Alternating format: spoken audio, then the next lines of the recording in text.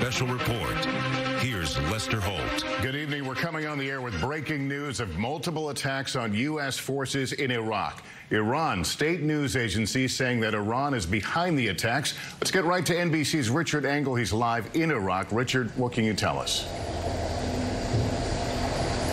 So the Iranian official media says that the Revolutionary Guard is claiming responsibility. They also are putting out video, which they say are some of the rockets that were fired apparently from Iran at a U.S. air base here in Iraq, the Assad air base. Military sources say that they took at least 6 rounds of what they described as rockets initially, that soldiers on the base took shelter in bunkers.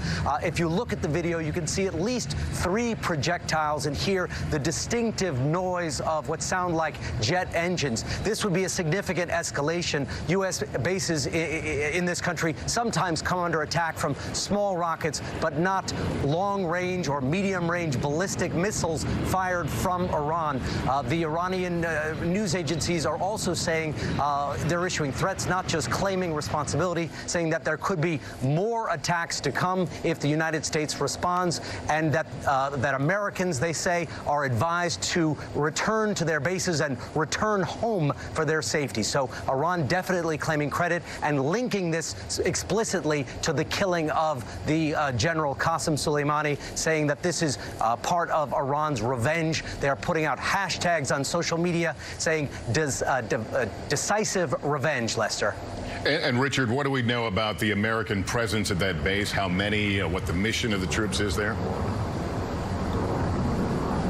It is a very large base, and actually right now we can hear some helicopters above us right now. There were some explosions that we heard here in Erbil, where I am in northern Iraq. We are still trying to figure out what that was. So far, no word of casualties at the Assad air base, but I can tell you that a lot of military sources that I've been speaking to are very busy right now. They do not appear to be answering their phones.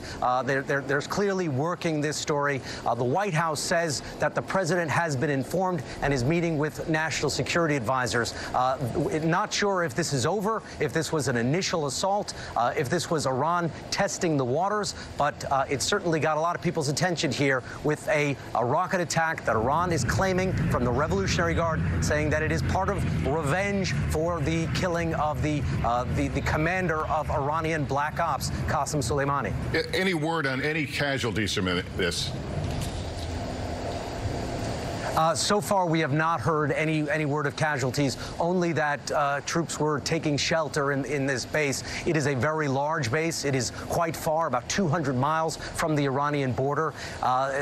These bases are full of places where troops can take cover. So it would be very difficult for these kind of missiles, which do not have any kind of significant guidance system, as far as we know, to hit anything specific. As far as we know, no casualties, and we're not aware of damage. There may have been damage. We just frankly don't know at this stage. All right, Richard Engel in Iraq. We'll ask you to stand by. We want to go to the Pentagon now. Correspondent Courtney Cuby. Courtney, what are you hearing from U.S. military sources about the size and nature of this attack? So we're hearing so far that there were at least 3 separate barrages of incoming. But what remains unclear is exactly what it was. The original reports were that they were rockets, that the U.S. military there on this base were hunkered down. They were in bunkers for this original round, which was reported as 6 rockets. But then the incoming kept coming. There was another round that came through. And that was when things became a little bit fuzzier, Lester, is exactly what it was that was coming in. You know, Richard mentioned the distance between Al-Assad and Iran. The military there were saying that they believed that this was coming in from the direction of Iran. Was it actually from inside Iran or not? That would be the big difference here. Also, what would be a huge difference is whether, in fact, these were rockets or ballistic missiles, as there has been some reporting on media, specifically Iranian media, that these could be ballistic missiles. Now, there would be no mistaking for the individuals on the base whether if these were rockets, especially the kind of Katyusha rockets that we see in these attacks on installations there in Iraq versus a ballistic missile. The damage would be significantly different there, Lester. So far, though, the U.S. military is still, they say they are trying to figure out exactly what happened. The military there are still locked down and hunkered down, and we're waiting to hear whether there was, what exactly may have been hit and whether there were any casualties, Lester. And Courtney, this base, I believe, has been visited by President Trump in the past. Do you know what kind of security measures are in place? What sort of shelters are there? Tremendous. I mean, it's a sprawling, enormous base out really in the middle of the desert in Iraq, west of Baghdad. This installation, as all of the ones around Iraq since the death of Qasem Soleimani, they have been at a heightened state of alert.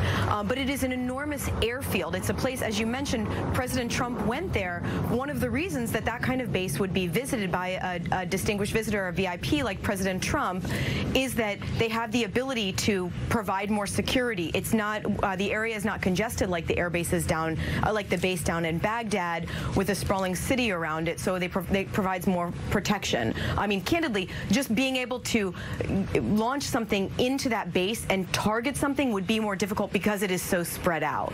Courtney Cubie at the Pentagon. We'll ask you to stand by as well. Let's go to NBC's Kristen Welker at the White House, where reaction is just coming in. Kristen, what's the word from the White House?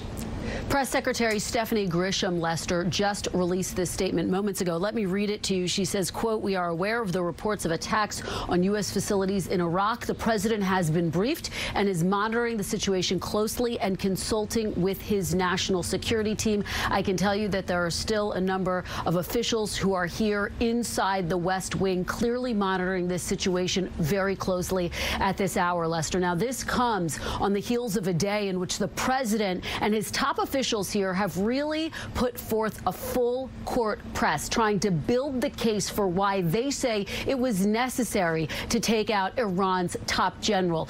President Trump saying that the move saved lives, referring to him as a monster. The national security advisor earlier today saying that he was planning attacks against U.S. diplomats and also against U.S. facilities. The defense secretary saying those attacks could come within days. Now, Democrats, lawmakers have been highly critical of the move, saying that it has only escalated tensions in the region. And they've said that the president, that this administration has yet to really put forth evidence for why this was such an imminent situation that they were addressing. We know that lawmakers, top congressional leaders, were briefed today, Lester. They have been very tight-lipped about what they learned at that briefing. The full Congress is going to meet with top officials, including the Secretary of State and the Secretary of Defense tomorrow, and they are going to want answers to that critical question, Lester. Was this attack imminent, and what, if any, proof exists to prove that? Now, I pressed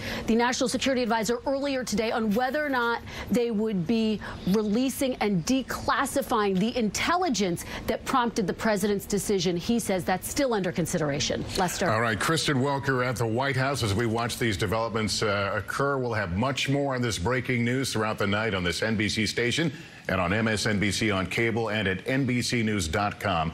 But now some stations will return to nightly news. Others will return to local programming. For now, I'm Lester Holt, NBC News, New York.